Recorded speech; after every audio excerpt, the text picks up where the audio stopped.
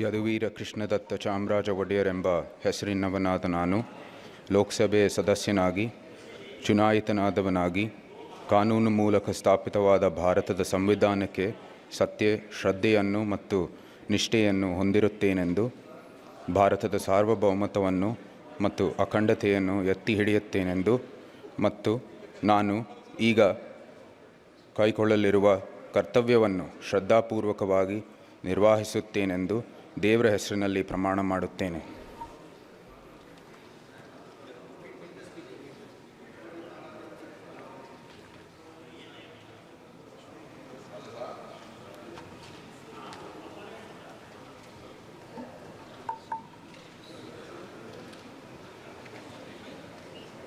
Shri Sunil Bose.